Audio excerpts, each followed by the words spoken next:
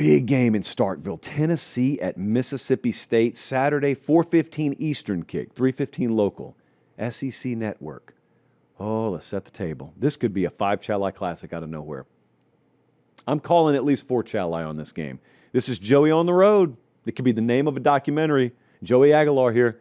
First road start. You never know. Meemaw used to tell me, you never know what you got in a college team until they played on the road. You don't know about a college football player until they played on the road. Now, Josh Heupel may have just found his Hendon Hooker 2.0 here. He could have. But, Arizona State thought they had theirs as well. And then Leavitt was 10 of 22 for 82 yards, 1 touchdown, and 2 picks when they went into Starkville a little while ago. Mississippi State's 4-0. You know what that means? It is September 25th. The over has already hit for them this year. Was that right, Jesse? 3.5 was the preseason win total? Yeah, the over's hit. Cash it. What are you going to do the other 3 months out of the year? Just enjoy your winnings in Starkville. I know you got to wait to the end of the season to cash those tickets. But, yeah, what does Mississippi State find through the air in this game? Blake Shapen, steady hand at quarterback. Again, not New York City bound, but steady. Not a question mark at the QB position. He's 7 touchdowns, 2 picks this year. Now, here's the difference in Mississippi State, the way they're doing things right now, some teams. Their top 2 receiving threats, 38 catches, 581 yards. The rest of their receiving room, 33 catches, 361. So they've been heavily reliant on their top 2 guys so far this year.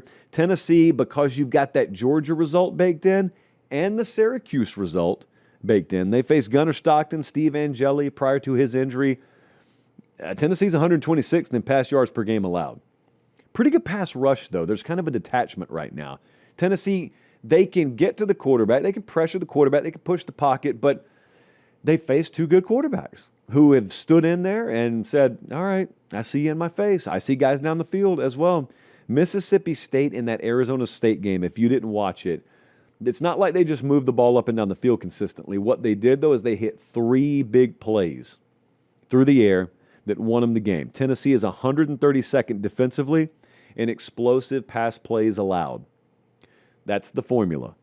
It's there. It'll be there. That's the formula. Good news for Tennessee is I think they've got the offensive line to go on the road and grind out a win, running the ball like you're going to have to do in a game like this. Mississippi State, I'm telling you, we'll get back to the video 1 second. Do me one quick favor. Look down. Make sure you're subscribed. Most of you are. If you're not, please do so. It's the way we keep the channel free, we keep the videos coming, and we get to do college football year-round as God intended. All right, as promised, back to the video.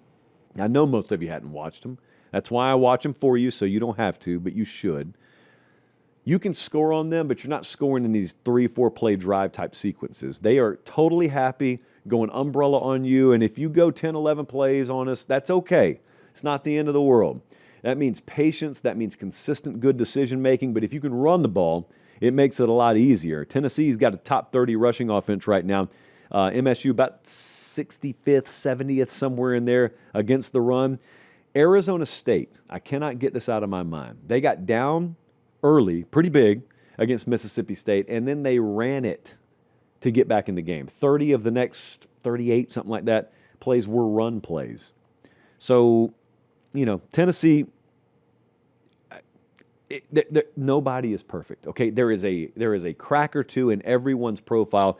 It's, can you match it? Do you match up good with it? And I can lean myself enough over to the Mississippi State side to say, I like their shot here. I like their outside shot to win the game outright. It could be a game out of nowhere, I think, on the public's radar, because this is being billed as such a big weekend.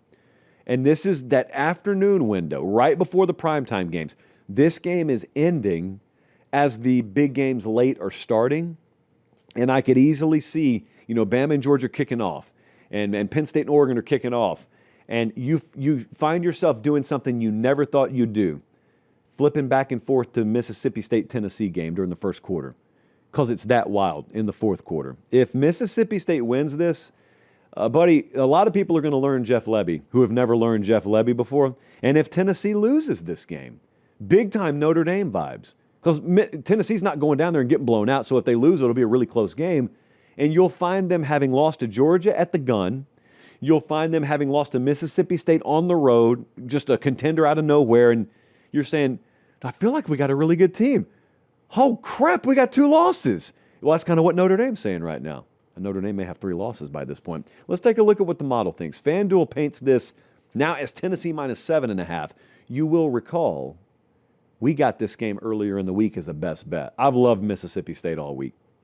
So I got Mississippi State plus 9.5 earlier this week as a best bet. I'd still take Mississippi State at anything above a touchdown. But I do think Tennessee's going to find a way to eke out a win, just a really close win. So give me Tennessee to win. Give me Mississippi State to cover. I think we got a classic game incoming.